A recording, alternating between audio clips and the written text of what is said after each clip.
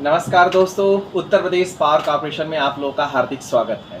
आज मैं आपको बताऊंगा सेक्शन 126 विद्युत अधिनियम 2003 में एक धारा है 126 जिसके तहत विद्युत कंज्यूमर्स, विद्युत के जो उपभोक्ता होते हैं उन पर असेसमेंट की कार्रवाई होती है। ये क्या कहती है धारा, उसी बारे में डिटेल जानकारी देने वाला हूँ। ध्यान दीजिएगा, 126 ये स्टेटमेंट देती है unauthorised use of electricity. Unauthorise use of electricity यानी कि विद्युत का अनाधिकृत रूप से प्रयोग करना।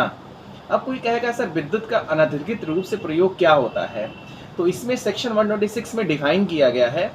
Unauthorized of use of electricity का मतलब होता है कृत्रिम तरीके से विद्युत का यूज करना, use of electricity by artificial means, या फिर किसी ऐसे तरीके से विद्युत का यूज करना जो कि लाइसेंसी द्वारा या फिर अथॉरिटी द्वारा अप्रूव ना हो।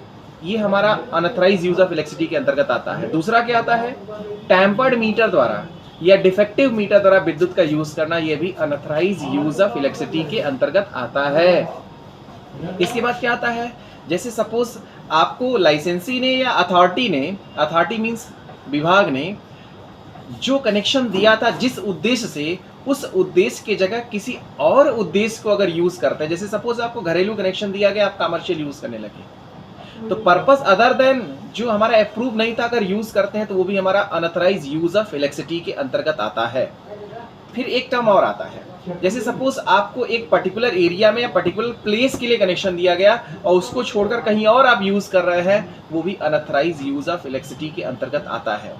तो ध्यान दीजिएगा, इन टर्म्स में आपके खिलाफ असेसमेंट की कार्रवाई होती है।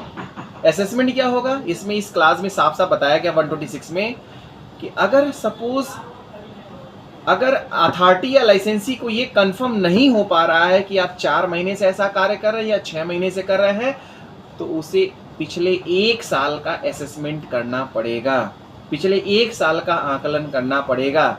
या तो उपभोक्ता सही प्रूफ दे सके कि नहीं सर हम तो 3 महीने से ये काम कर रहे हैं, तब तो 3 महीने का असेसमेंट होगा, अदरवाइज पूरे 1 साल का असेसमेंट होगा, उससे ज़्यादा असेसमेंट नहीं ले सकता।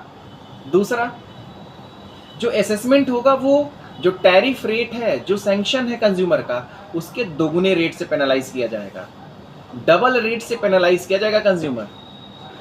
और उसके बाद ध्यान दीजिएगा, अगर उपभोक्ता जो नोटिस जाएगी, अगर उसके 30 दिन के अंदर जो है अगर अपील करना चाहता है, तो 127 में प्रावधान है कि वो सक्षम कोर्ट या सक्षम जो कमीशन है वहाँ पे अपील कर सकता है। लेकिन शर्त ये है कि जो अमाउंट है, जो असेसमेंट का अमाउंट है, उसका आधा जमा करना पड़ेगा, पहले जमा करना पड़ेगा, तत्पश्चात उसकी सुनवाई की जाएगी।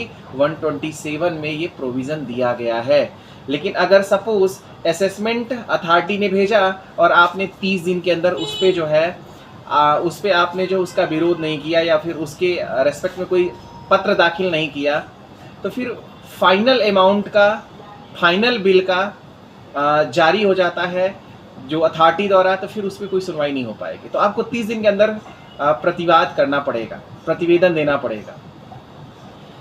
बहुत बहुत धन्यवाद, थैंक यू सो मच।